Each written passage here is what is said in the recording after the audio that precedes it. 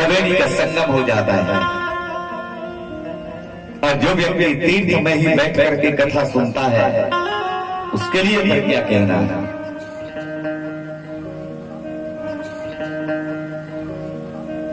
तो परीक्षित की जो कथा हो रही थी वो गंगा जी के किनारे हो रही थी।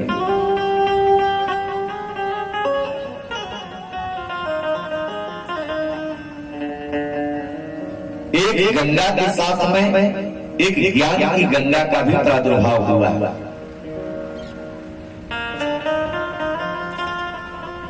परीक्षित सराबोर हो रहे हैं। मृत्यु का भय जीवन से निकल गया, परिवार का मोह नष्ट हो गया, घर परिवार समाज सबसे दूर बैठ करके भगवान के सानिध्य में जाकर के और आश्रित होकर के गंगा के किनारे प्रभु की कथा सुन रहे हैं।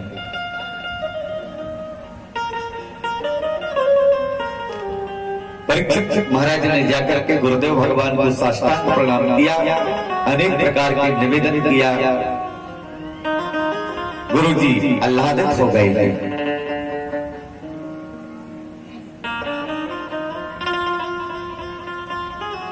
सुखदेव भगवान कहते हैं परीक्षित अब तुम्हें काल स्पर्श भी नहीं करेगा।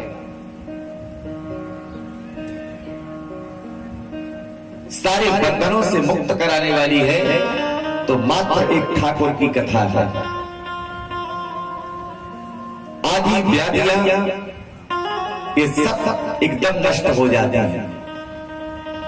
आयुर्विद्या यशोर बलम, चारों पुरुषार्थ व्यक्ति को कथा में बैठने से प्राप्त हो जाते हैं। आयु बढ़ती है, विद्या बढ़ती है, यश की प्राप्ति होती है और व्यक्ति को जीवन में बल बढ़ता है।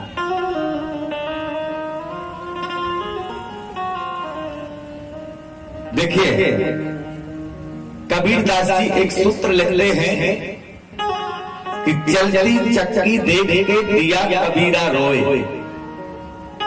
कबीरदास जी कहते हैं कि जब चक्की के दो पार्ट चलते, एक ऊपर एक नीचे, दो पार्ट है ना, और जब माताएं उस चक्की को चलाती हैं तो जो भी चक्की में चला जाता है वो पिस के बराबर हो जाता है। ठीक है, जो भी दो पार्टों के बीच में गया उसे बराबर पिसना पड़ेगा।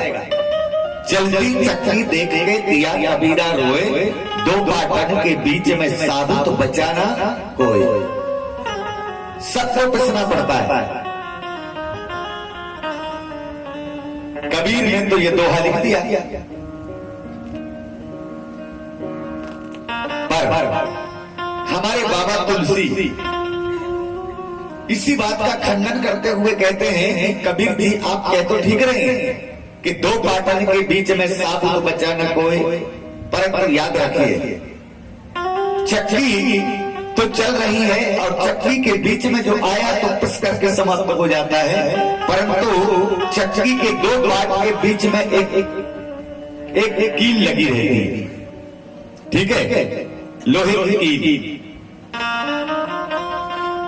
इन दो पार्टों के बीच में एक लोहे की कील लगी रहती है। तो गोस्वामी जी कहते हैं कि पाटन के बीच में तो कोई बचेगा नहीं, पर किल्ला से जो लग गया तो बाल लबाको हुए। चक्की के चलते हुए कोई अनाज वह किल्ला से जाकर के चिपक जाता है, कभी कभी होता है ना, और यदि वो उसमें जाकर के चिपक गया तो कितनी चक्की चलती रहे तो वो पिसता नहीं, वो बराबर निकल जाता।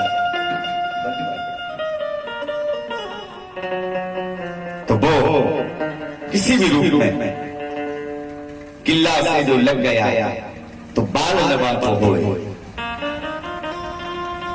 इसी तरह गुरुदेव भगवान कहते हैं कि परीक्षित ये संसार में जिस व्यक्ति का जन्म है और जन्म के साथ उसका मृत्युगत संबंध है, सब जन्म लेते हैं तो मात्र एक मरने के लिए ही जन्म लेकर के आते हैं। सदगति और दुर्गति, ये चक्की के दो पार्ट हैं, एक सदगति दूसरी दुर्गति। यदि अच्छा काम कर लोगे तो सदगति मिल जाएगी और बुरा काम कर लोगे तो दुर्गति हो जाएगी। दोनों काम बराबर है। सदगति करोगे, अच्छा करोगे तो सदगति को प्राप्त हो जाओगे, और जीवन में बुरा करते रहोगे तो व्यक्ति की जीव की दुर्गति हो जाती है। तो संतों ने कहा कि दो बाटों के बीच में भी एक राम नाम रूपी किला लगा हुआ है। भगवान की कथा रूपी किला लगी है, और जो राम नाम रूपी किला से जाकर के लग जाएगा उसे दुर्गति नहीं, उसे सदगति प्राप्त हो जाती है। बोलो राधे राधे। यही एक जीवन का सबसे बड़ा सूत्र है।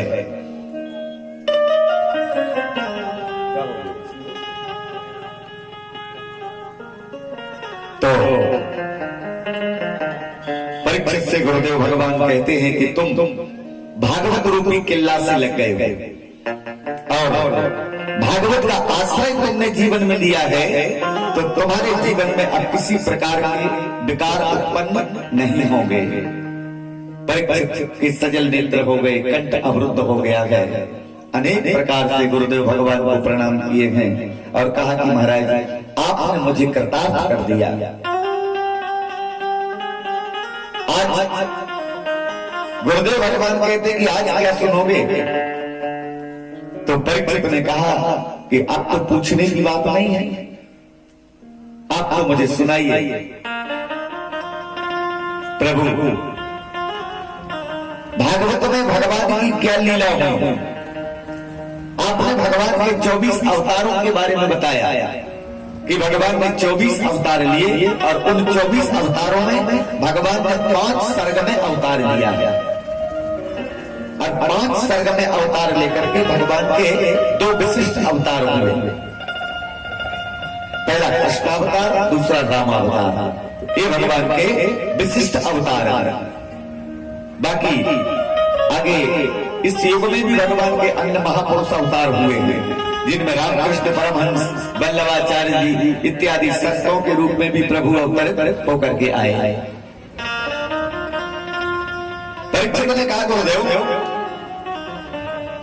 भगवान के इन 24 अवतारों में प्रभु ने कब कौन सा अवतार लिया, और कितने दिन तक भगवान धरती पर रहे, और कौन से अवतार में प्रभु ने कौन सी लीला की, किन राजाओं को अभय वर प्रदान किया, किन दुष्टों का संहार किया, बाद में चल के कैसे रामावतार हुआ, राम की कैसे लीला हुई, उसके बाद फिर कृष्ण अवतार की कथा सुनाइए। भगवान कैसे अवतार लिए, कैसे गोकुलवास किए, कैसे भगवान ने लीला करी, और बाद में फिर वो द्वारिका के राजा हुए, और कैसे द्वारिकापुरी में राजा बने, किस प्रकार उनकी शादियां हुई, कैसे भगवान ने सुंदर लीला की, और कैसे प्रभु परम धाम गए। महाराज जितनी कथा मैंने पूछी है ना, वो सब सुना दीजिए। जितना मैंने पूछा है उतना सब सुना दीजिए। हाँ, यदि गलती से कोई कथा मैं भूल गया हूं, मैं आपसे पूछ नहीं पाया, तो कृपया करके वो भी सुना दीजिए, सब सुना दीजिए। जितना पूछ रहा हूं उतना तो सुनाइए, पर गलती से कोई बात मैं नहीं पूछ पाया तो आप मुझे वो भी सुनाइए। गुरुदेव भगवान ने सुना तो सजल नेत्र हो गए। ऐसे श्रोता यदि जीवन में आते हैं तो कथा रसमयी बन जाती है।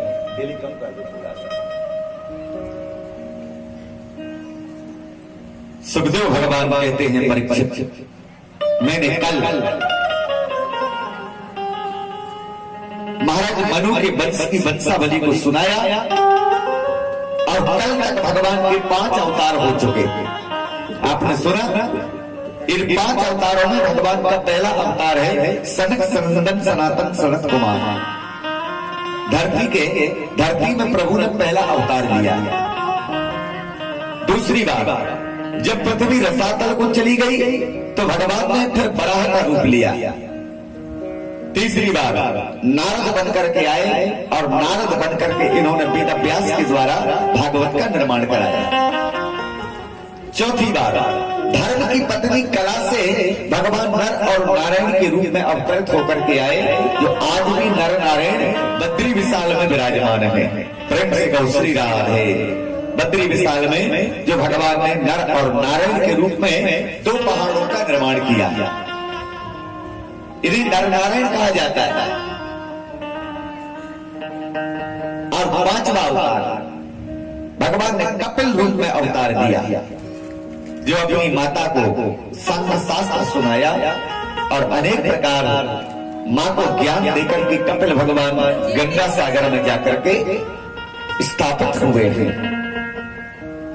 इतनी कथा आपने कल सुनी।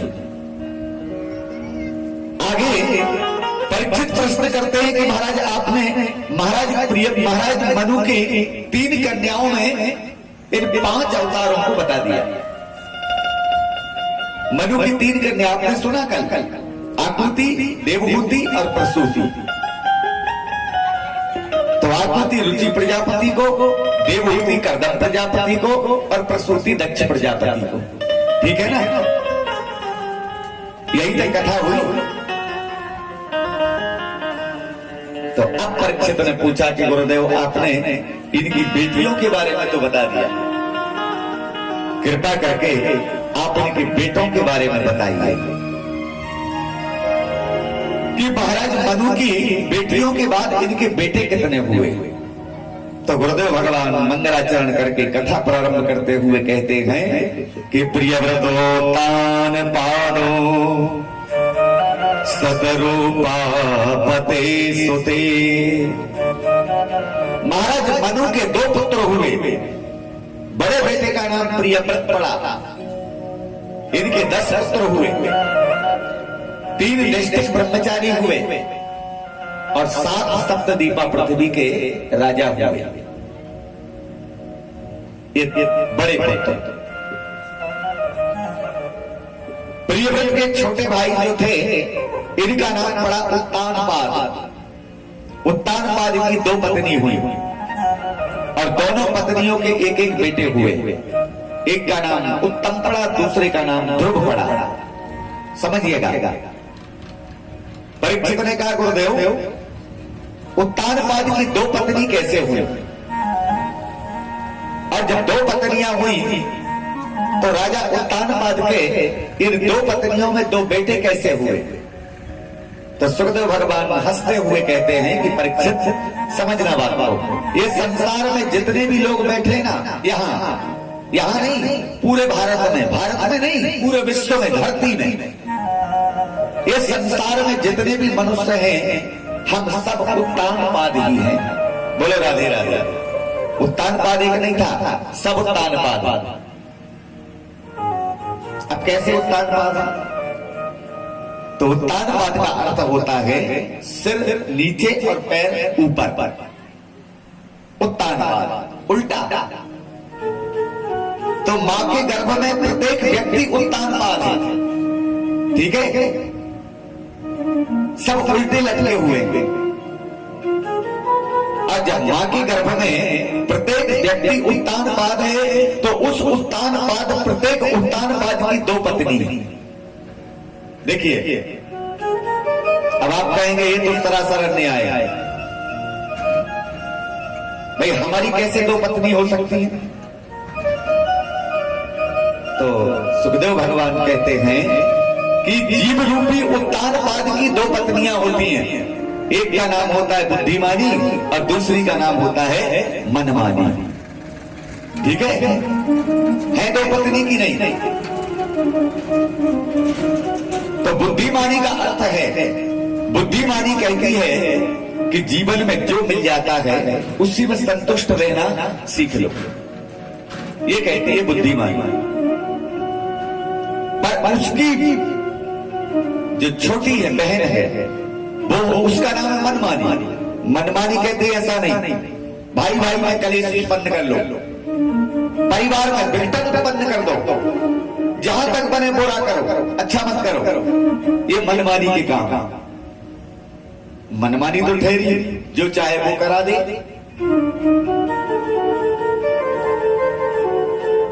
ये बुद्धि है।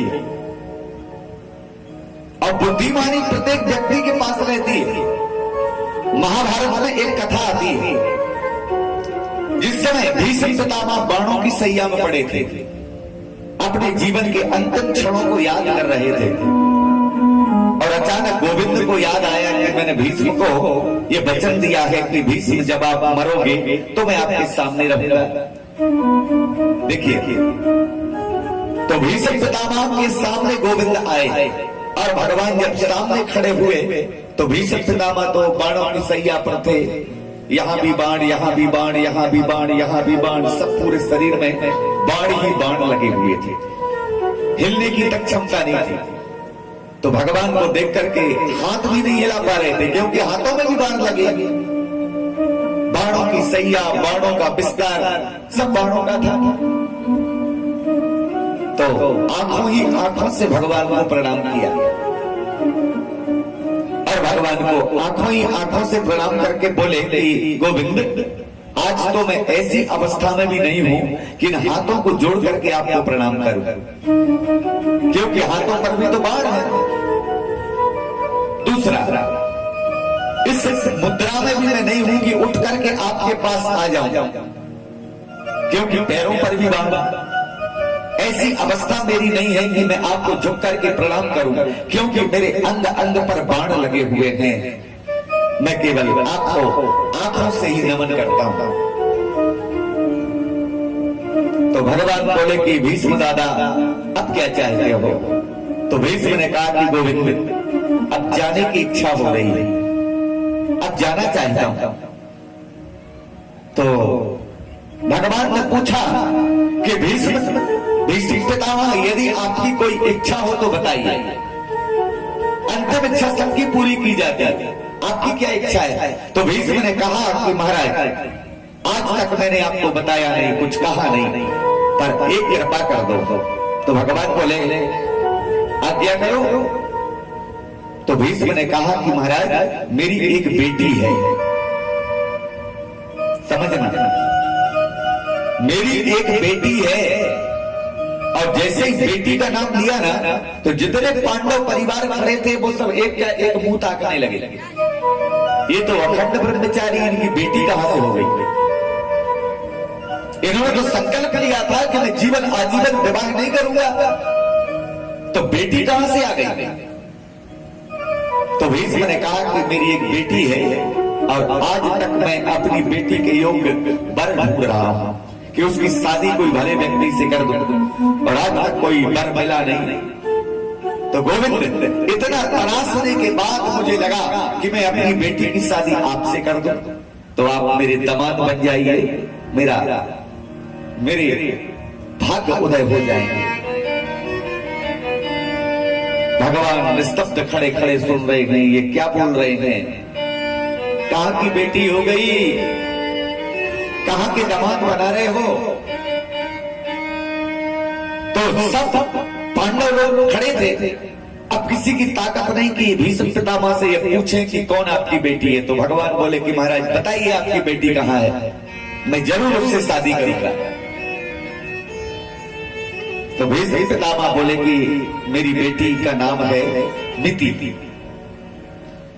अर्थात बुद्धि। मेरी बेटी का नाम है बुद्धि, और आज तक मैंने बुद्धि संसार में किसी को नहीं दिया। यदि जीवन में अपनी बुद्धि को देना चाह रहे हो तो भगवान को सौंप दीजिए। बोलो राधे राधे। और जो व्यक्ति अपनी बुद्धि को भगवान के चरणों में लगा देता है तो काम पक्का बन जाता है। गोस्वामी जी रामचरितमानस में लिखते हैं, मन क्रम वचन छाड़ी चतुराई, मन क्रम वचन छाड़ी चतुराई, मन क्रम वचन छाड़ी चतुराई, भजत कृपा करी है रघुराई, भजत कृपा करी है रघुराई, भजत कृपा करी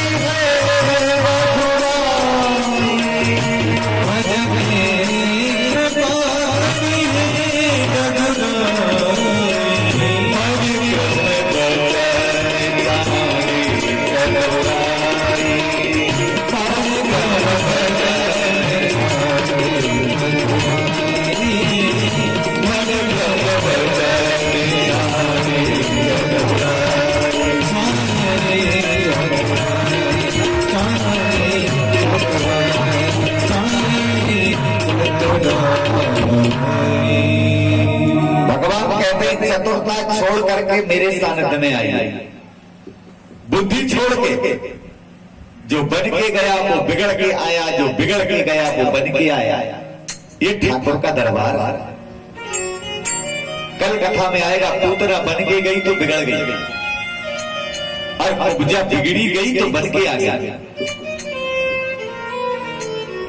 तो भीष्म पितामह कहते हैं कि महाराज मेरी बेटी बुद्धि है, इतिमति रूप कल्पिता, मैं अपनी बेटी आपको सौंप रहा हूं, आप उससे शादी कर लीजिए तो मैं जीवन में चैन से मर सकूंगा। तो हर जीव की दो पत्नी, मनमानी और बुद्धिमानी। तो अपनी बुद्धि को भगवान के चरणों में लगाओगे। यदि भगवान के चरणों में हम अपनी बुद्धि को सौंप देंगे तो मनमानी नहीं आ पाएगी, और जब मनमानी नहीं आएगी तो दो पत्नी कैसे होंगी? फिर तो बात बनेगी ना। तो गुरुदेव भगवान कहते हैं कि राजा उत्तानपाद मनमानी को ज्यादा प्रेम करते थे। अब सोचो, ये दुनिया की बात है साहब, राजा उत्तानपाद अकेले की नहीं है कि वो मनमानी को ज्यादा प्रेम करते हो। अच्छा, समय ही ऐसा है, विषय की ओर व्यक्ति ज्यादा दौड़ता है। मनमानी कहती है घर में नहीं है, कर्ज करके ले आओ, पर खर्च में कोई कमी नहीं है। पर संत कहते हैं बुद्धिमानी के विचार ये नहीं है। बुद्धिमानी कहती है जो प्राप्त है वो पर्याप्त है। जीवन में व्यक्ति के मात्र किसी को देख करके ईर्ष्या नहीं बननी चाहिए। ईर्ष्या करो, शास्त्र कहते ईर्ष्या करनी चाहिए। ऐसा नहीं कि व्यक्ति के मन में जलन न हो, जलन होनी चाहिए, आवश्यक है। पर दो प्रकार के ईर्ष्यालु दुनिया में हैं। पहला ईर्ष्यालु वो है किसी व्यक्ति को बढ़ता हुआ देख करके कोशिश करेगा कि इससे आगे बढ़। बहुत अच्छी बात है। कोई व्यक्ति यदि ज्यादा तरक्की कर रहा है तो आप संघर्ष करिए, प्रयास करिए, उससे ज्यादा बढ़िए। ये भी एक ईर्ष्या है। और दूसरी ईर्ष्या वो होती है कि कोई व्यक्ति यदि आगे बढ़ रहा है तो उसकी टांग पकड़ के खींचना, आगे नहीं बढ़ने दूंगा चाहे कुछ हो जाए। ये कैसे बढ़ेगा? इसको बढ़ने नहीं देना है, और उससे खींचते खींचते पीछे के गड्ढे में जाके खुद गिर जाए, काम खत्म। ये काम पूरा। एक व्यक्ति का मकान देखा, बड़ा बढ़िया मकान, और मकान को देख करके जिज्ञासा उत्पन्न हो गई, इससे अच्छा मकान बनाना है चाहे कुछ हो जाए। अब कर्ज किया, परेशान हुआ और मकान बनाया, और जब मकान का निर्माण कर लिया ना, तो मकान बनाते बनाते बनाते इतना समय लग गया कि जिसने पहले मकान बना लिया था उसने अपनी बढ़िया गाड़ी भी खरीद लिया। उसके घर में बढ़िया सुंदर गाड़ी भी आ गया। अब देखो साहब, मकान के कर्ज से मुक्त नहीं हुआ, मकान के कर्ज से मुक्त नहीं हुआ, और गाड़ी का मत्सर काटने लगा कि सामने वाले ने गाड़ी ले आया, मैं भी लाऊंगा चाहे कुछ हो जाए। अब जैसे तैसे मकान के कर्ज से मुक्त हुआ, और फिर बाद में गाड़ी का कर्ज लग गया तो गाड़ी खरीद लिया। मकान का टेंशन, गाड़ी का टेंशन, गाड़ी चल रही है, चलते चलते चलते और जाकर के बराबर कर दिया, काम खत्म। व्यक्ति के जीवन में सबसे बुरी वस्तु है ईर्ष्या। और ईर्ष्या कब बनती है कि जब व्यक्ति मनमानी का संसर्ग करता है। बोलो राधे राधे। ये मनमानी के संसर्ग से व्यक्ति के जीवन में ईर्ष्या उत्पन्न हो जाती है। ये मेरा है, ये मेरा नहीं है, ये मैं और मोर तोर में माया, इसी में व्यक्ति उलझा रहता है। महाराज उत्तानपाद की दो पत्नियों में एक का नाम सुनीति, दूसरी का नाम सुरुचि, एक का नाम बुद्धिमानी, दूसरी का मनमानी, यही है ना। तो मनमानी अर्थात सुरुचि और बुद्धिमानी अर्थात सुनीति। देखिए संतान दोनों की होती है, फल दोनों का मिलता है। ऐसा नहीं कि फल एक का मिले, चाहे मनमानी हो चाहे बुद्धिमानी हो, ये फल दोनों प्रदान करेंगे। पर अंतर इतना हो जाता है कि मनमानी के घर में उत्तम जैसा पुत्र हो जाता है और बुद्धिमानी के घर में ध्रुव जैसा पुत्र हो जाता है।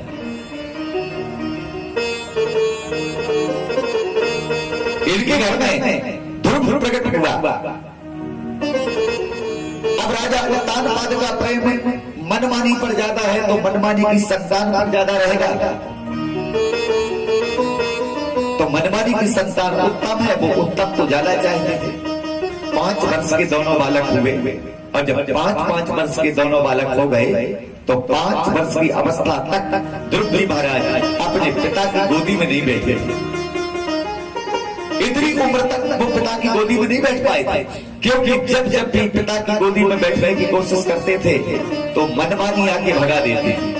ये तेरे पिताजी नहीं है, भाग गया।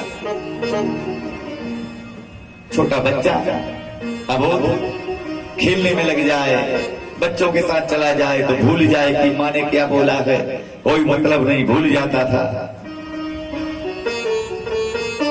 एक दिन एकांत में ध्रुव जी महाराज ने देखा कि आज छोटी माँ नहीं है और पिताजी अकेले बैठे हुए हैं, तो आज अच्छा मौका है, गोदी में बैठ जाऊंगा। और जाकर के गोदी में विराजमान हो गए। जब गोदी में जाकर के बैठे और उसी समय में छोटी माँ ने देख लिया और जब दृष्टि पड़ी तो दौड़ करके आई और बच्चे को पकड़ के जोर से चांटा मार दिया। याद रखना, आज के बाद इनकी गोदी पर बैठने का अधिकार तेरा नहीं है, तू बैठना मत है।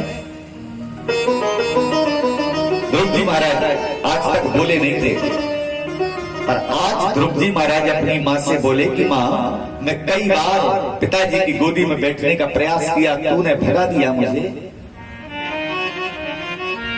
क्या बात है माँ? तो माँ ने कहा कि ये तेरे पिताजी नहीं है। ध्रुव जी ने कहा कि जब ये मेरे पिता नहीं है तो पर मेरे पिता है कौन? सुनीति ने कहा ये तो मैं नहीं जानती, ये तो तेरी माँ बता सकती है कि तेरे पिताजी कौन है। हाँ, इतना जरूर जानती हूँ, यदि तू इन्हें पिता बनाना चाहता है तो तब कर और अगले जन्म में मेरा बेटा बन के आना, तब तू इनका बेटा बन सकता है।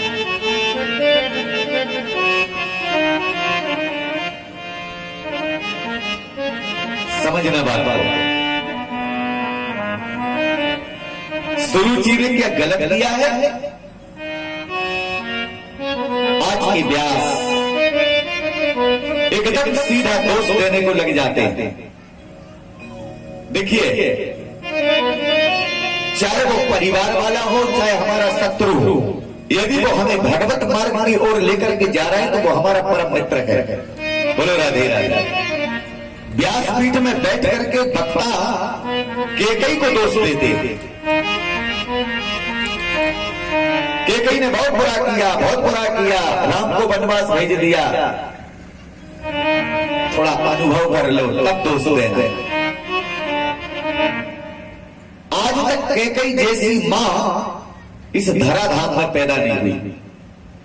बोलो राधे राधे। जो केकई ने किया है वो राम की मां भी ये काम नहीं कर सकती थी, जो केकई ने करके दिखा दिया। बोलिए, तो केकई अभागे नहीं है, केकई भाग्यवान महिला है। ये हमारा अधिकार नहीं कि हम केकई को दोषी बना सके। मैं तो कई बार ये कहता हूं कि आपको आदेश किसने ने दिया, ये अधिकार किसने दिया कि आप केकई को दोष दें? केकई ने वो काम किया है जो संसार में कोई भी नहीं कर सकता। हाँ, केकई ने महाराज दशरथ से वरदान मांगा। वो जानती थी राम यदि राजा बन गए तो केवल राम अयोध्या के राजा रहेंगे। बोलो, केवल राम अयोध्या वासियों के राम होकर ही रह जाएंगे। और राम को अयोध्या के राम नहीं बनना है, राम को शिवरी के राम बनना है, राम को मतंग के राम बनना है, राम को विभीषण के राम बनना है, सुग्रीव के राम बनना है, निखाद के राम बनना है। अब बोलो, यदि राम बन नहीं जाते तो क्या इन सब के राम बन जाते?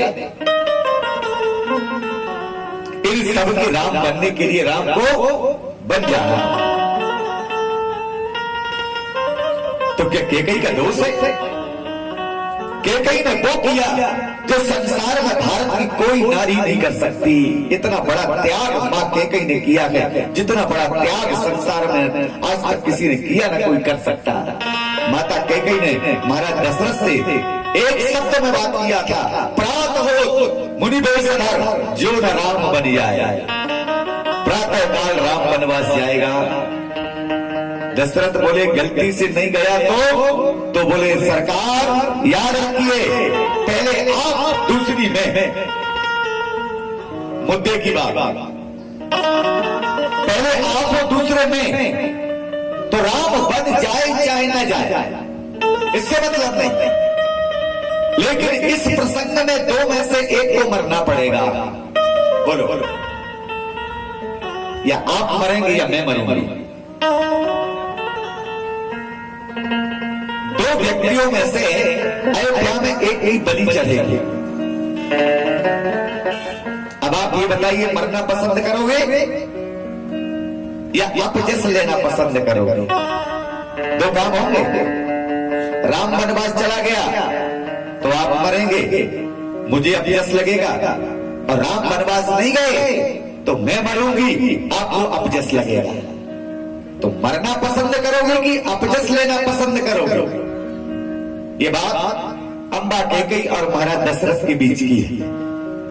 महाराज दशरथ समझना बात को, यदि आपने राम को प्रातः काल वनवास नहीं भेजा तो रानी कैकेयी मरेगी निश्चित है। मोर मरण राउर अयस, मैं मरूंगी, और जब मैं मरूंगी तो आपको अपजस की जिंदगी मिलेगी कि अपनी पत्नी की इतनी सी बात पूरी नहीं कर सका ये चक्रवर्ती सम्राट, क्या मुंह लेकर के महाराज गांव में घूमोगे? कौन तुम्हारा सम्मान करेगा? कौन सम्मान करेगा? कोई तुम्हें मानेगा नहीं। इतनी निवेदन कर रही हूं आपसे, प्रार्थना कर रही हूं। कैकेयी ने कहा मेरी प्रार्थना है कि महाराज आप सामाजिक व्यक्ति हो, समाज में बैठने वाले हो, राज दरबार में बैठने वाले हो, तीनों लोगों में आपकी ख्याति है। आप अपजस भरी जिंदगी नहीं जी पाएंगे, मैं जानती हूँ आप कलंकित जिंदगी नहीं जी पाएंगे। इसलिए महाराज मैं चार दीवारी पर रहने वाली हूँ, घर के अंदर रहूंगी, कोने पर पड़ी रहूंगी, अपजस सहती रहूंगी, परंतु मैं अपने जीवन का निर्वाह कर लूंगी, पर आप नहीं कर पाएंगे। इतना निवेदन है कि आप राम को वनवास दे दो और मर जाओ। दो में से एक को बलि चढ़ना पड़ेगा, तो आप मरिए महाराज, मैं नहीं। आप मरेंगे तो आपका हित है, मैं मर गई तो अहित है। मरना आपको चाहिए। कितना बढ़िया निर्णय दिया है कैकेयी ने। राम बन गए तो बन गए, बन न जाते तो राम न बनते। राम तो राजा ही बन के रह जाते, और जब राम बन गए तो राम गरीबों के, अमीरों के, भक्तों के, अभक्तों के, राक्षसों के, दुष्टों के, साथ के राम बन गए। ऐसा नहीं कि भगवान राक्षसों के राम न बने हो। निश्चर अदम मलाय करताई दीन गति राम, राक्षसों को भी भगवान ने अपनी गति प्रदान कर दिया। जब दुष्टों को भी गति प्रदान कर दिया तो क्या राम नहीं बने? सुरुचि ध्रुव को कितनी बढ़िया शिक्षा दे रही है। ध्रुव यदि इन्हें पिता बनाना चाहता है तो बेटा बात को मान ले कि तू जाकर के तप कर, और तप करेगा तो मेरे गर्भ से जन्म लेगा, और बाद में फिर तो इनका बेटा बनेगा। ध्रुव जी महाराज को रो तो रहे थे, पर रोते रोते एक बात भी याद आ रही थी, माँ गलत भी नहीं कहते, माँ सही भी कह रही। 5 वर्ष के बच्चे को माँ तपस्या करने की शिक्षा दे रही है। ये क्या है? संस्कार। सोचो, एक जगह मैं कथा में गया था तो गांव में बच्चे ज्यादा आते थे कथा सुनने, और जब बच्चे आए तो 2-4 दिन के बाद बच्चों का आना बंद हो गया। तो एक दिन वही बच्चे गांव के बाहर खेलते हुए मिले, तो मैंने उनसे पूछा कि बेटा तुम तो कथा में आते थे और पर अचानक क्यों नहीं आए? बोले महाराज की कथा तो अच्छी लगती थी, आना चाहते थे, पर हमारे मम्मी पापा डांटते, कहते तुम्हारी कथा सुनने की उम्र है क्या? जाओ खेलो, अभी कथा तो बूढ़े लोग सुनते हैं, जिनका कोई काम न हो वो कथा सुने। मैंने कहा जब माता पिताई बच्चों को कथा सुनने से डांटते हैं तो वो बच्चे ध्रुव कैसे बनेंगे? बोलो वो बच्चे प्रहलाद कैसे बनेंगे? कथा की, तपस्या की, पूजा की, साधना की कोई उम्र नहीं होती। देखना, कोई उम्र नहीं। भगवान की कथा सुनने की कोई उम्र नहीं है। रास्ता मत देखो, अभी तो हमारी उम्र ही का हुई है। चलो भाई तीर्थ कराएं, चलेंगे बाद में, अभी तो बहुत समय है। क्या समय है? हर पल, हर क्षण। आदि शंकराचार्य कहते हैं 100 काम छोड़ करके हर व्यक्ति को रोज नहाना चाहिए। बोलो राधे राधे। इस शंकराचार्य जी का सूत्र है, 100 काम छोड़ करके नहाओ। कुछ लोग तो कहते हैं 4 ही दिन तो हुए हैं, 4 दिन पहले तो नहाए थे। होता क्या है, जल ही खराब करना है, ऐसा नहीं है। प्रतिदिन नहाना चाहिए। नहाने की गतिविधि है। 1000 काम छोड़ करके रोज भोजन करिए।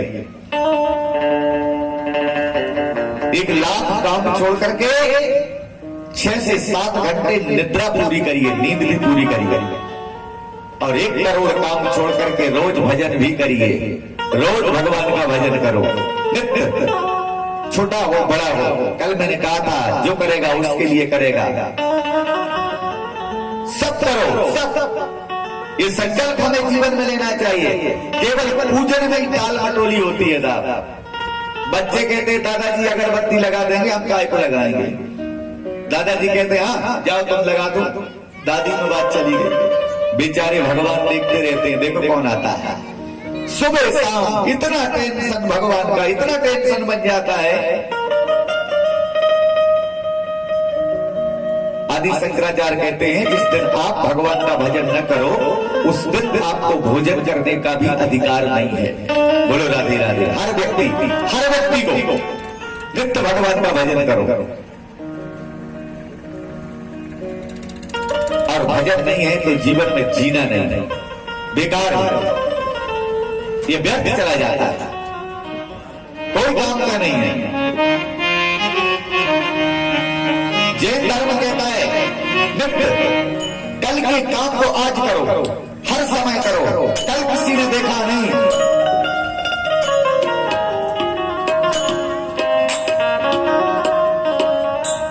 हरि नाम नहीं तो जीना क्या, सब बेकार है। अमृत है हरि नाम जगत में, इसे छोड़ किसे पीना क्या। हरि नाम नहीं तो जीना क्या, हरि नाम नहीं तो जीना, हरि नाम नहीं तो जीना क्या, हरि नाम नहीं तो जीना, हरि नाम नहीं तो जीना क्या, हरि नाम नहीं तो जीना। अमृत है हरि नाम जगत में, अमृत है हरि नाम जगत में,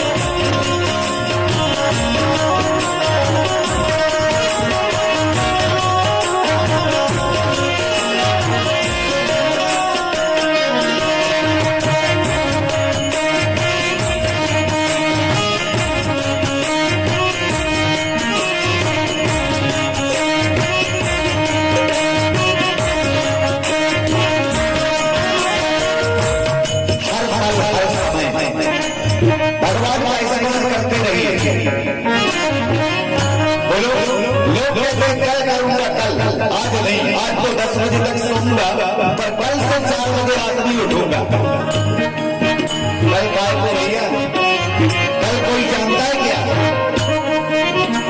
काल सदा देर से तोले, काल सदा देर से तोले, ना जाने कब सर चढ़ बोले, ना जाने कब सर चढ़ बोले। काल सदा देर से तोले, काल सदा देर से तोले, ना जाने कब सर चढ़ बोले, ना जाने कब सर चढ़ बोले।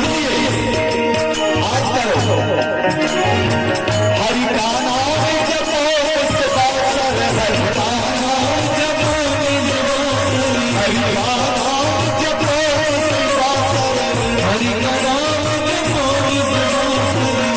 इसमें अब परस महीना क्या रहेगा,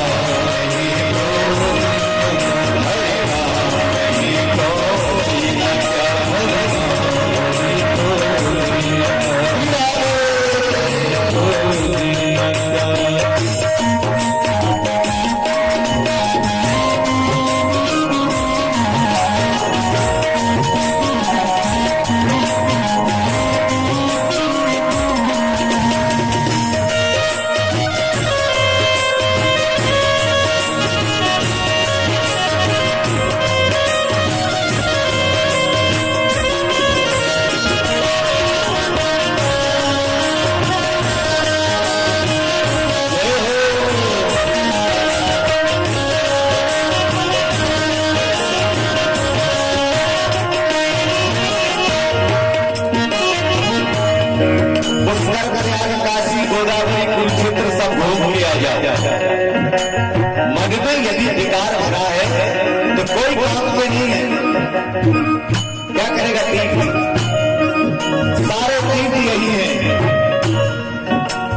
तीरथ है हरि नाम तुम्हारा, तीरथ है हरि नाम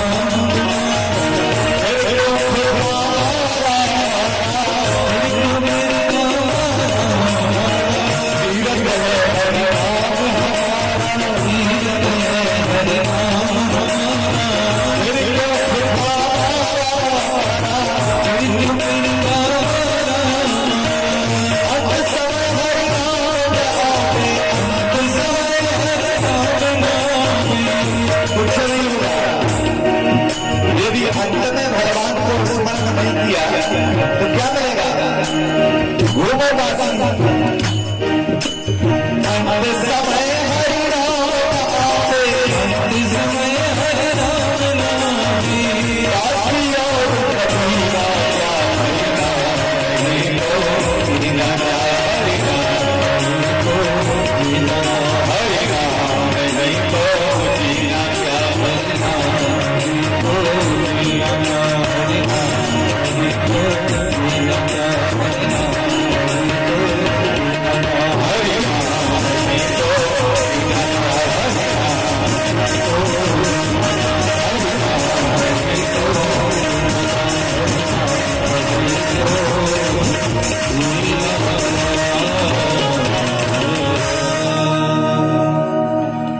भजन की कोई अवस्था नहीं। अंत समय हरि नाम न आवे तो काशी और मदीना क्या क्या करेंगे ये सब तीर्थ? कल नहीं, हर पल हर समय। कल मैंने कहा था 2 बातें जीवन में हमेशा याद रखनी चाहिए, एक मृत्यु और दूसरे भगवान को। ध्रुव जी महाराज ने देखा कि मेरी विमाता ये कह रही है कि तू तप कर, तो सलाह तो बढ़िया दे रही है। और रोते हुए जब अपनी माँ के पास आए तो अपनी माँ से भी ये प्रश्न किया तो माँ ने कहा बेटा अब मैं कुछ नहीं कह सकती, वो तेरे पिताजी नहीं है तो नहीं है।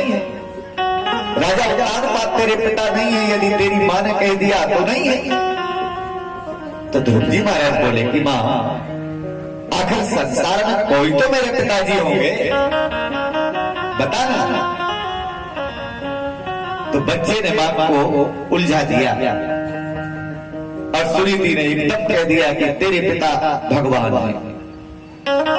अब समझना, बच्चे में बड़ा भोलापन होता है। दत्तात्रेय ने 24 गुरुओं में बालक को गुरु बनाया है, उससे निर्दोषता सीखी है, भोलापन सीखा है। आपके घर में कोई वस्तु रखी हो, बच्चे ने देख लिया और कोई पड़ोसी आपसे मांगने के लिए आए तो आप कहेंगे भैया बिल्कुल नहीं है, हमारे घर में बिल्कुल नहीं है, झूठ बोलेंगे। और बच्चा ने यदि देखा है तो उनके सामने कहेगा कि दे दो भैया, वहां तो रखी है, बता देगा। ये बालक की निर्दोषता है। बेईमानी तो हम सिखाते हैं, बेईमान बच्चा होता नहीं। बोलो राधे राधे। हाँ, उससे तो बेईमान माता पिता ही बनाते हैं ना। किसी से बताना नहीं, छुपा के रख देंगे। बच्चा तो छुपाना जानता नहीं। इसे क्या कहते हैं? ये मोह माया का पर्दा है। ध्रुव जी महाराज जब घर आए तो मां से पूछा तो मां ने कहा बेटा ठीक कह रहा है, वो तेरे पिताजी नहीं है। तो फिर मेरे पिताजी कौन है? तो मां ने एकदम से कह दिया कि तेरे पिताजी भगवान है। अब बच्चे ने और बात पकड़ लिया, जब भगवान है तो फिर भगवान मिलेंगे कहां? तो मां घबरा गई कि मैं कहां इसे कह दिया कि भगवान पिता है। उलझ गई मां। इतने में नारद जी महाराज चले आ रहे थे तो मां ने देखा कि वो गुरु जी आ रहे हैं, वो बताएंगे भगवान का। तो नारद जी को जोर से आवाज दिया तो नारद जी सीधे महलों में आए। क्या है देखे? तो सुनीति ने सारी बात बताई कि ये भगवान पूछ रहा है, बता दीजिए भगवान कहां मिलेंगे। नारद जी हंस पड़े, बेटा जा खेल, जाओ। ध्रुव जी बोले बाबा ये मेरी समस्या का समाधान नहीं है, आप तो मुझे ये बताइए कि भगवान कहां मिलेंगे। ध्रुव जी महाराज बार बार निवेदन किए हैं। नारद जी बोले भगवान नहीं मिलेंगे। सुर नर मुनि, बड़े बड़े योगी, योगेंद्र, मुनीन्द्र, अफलात्मा, बिबलात्मा, इनकी समाधि लग जाती है, उसके बाद भी भगवान मिलते नहीं। जन्म जन्म मुनि जतन कराए, भगवान कैसे मिलेंगे तुझे? ध्रुव ने कहा महाराज कोई ढूंढता है तो मिलेंगे जरूर। संसार में कोई वस्तु है तो मिलेगी, जो इच्छा करी हो मन मानी। अतिशय घर्षण करने से सब प्राप्त हो जाता है। ऐसा नहीं कि ये व्यक्ति के आत्मबल की बात है। भगवान मिलेंगे, आप बताइए, केवल बताइए कि भगवान कहां मिलेंगे। नारद जी समझ गए ये बालक कर्तव्यनिष्ठ है, भगवान ऐसों को ही मिलते हैं। निर्विकारी है, मन वचन कर्मणा से पवित्र है, निर्मल मन जन सो मोहि पावा। भगवान कहते हैं जिनका मन निर्मल हो, जिनके जीवन में कभी मल न हुआ हो, उसे निर्मल कहा जाता है। और गोस्वामी जी एक अर्धाली और कहते हैं, चेतन अमल सहज सुख राशि। अमल और निर्मल, ये दो शब्द हैं मानस में।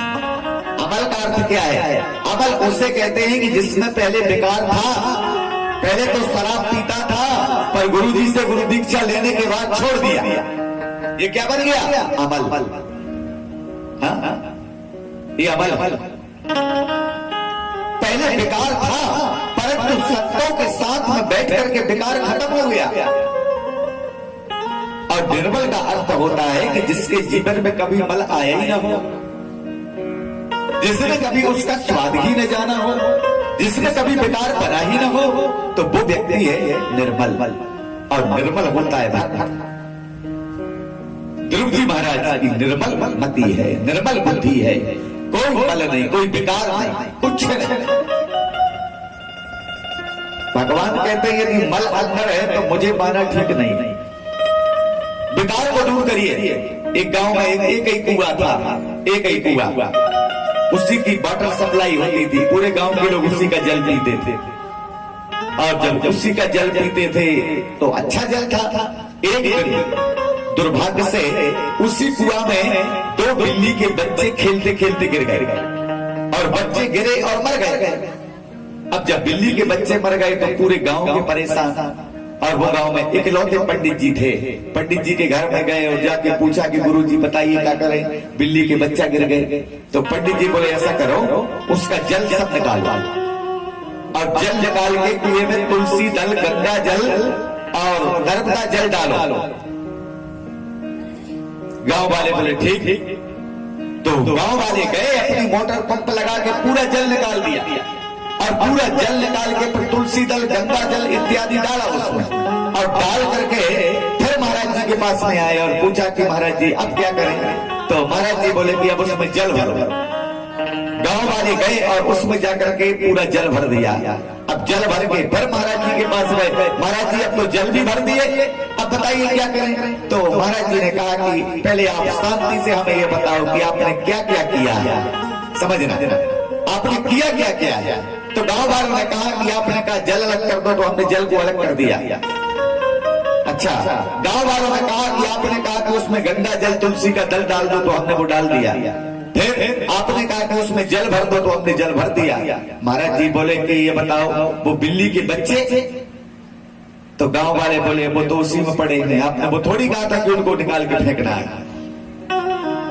बिल्ली के बच्चे तो उसी में है ना। तो महाराज जी ने कहा कि देखो आपके बिल्ली के बच्चे उसी में पड़े हैं, ये शरीर रूपी कुआं में बेकार रूपी बिल्ली के बच्चे पड़े हुए हैं, समझना। बेकार रूपी बिल्ली के बच्चे ये शरीर रूपी कुआं में पड़े हैं।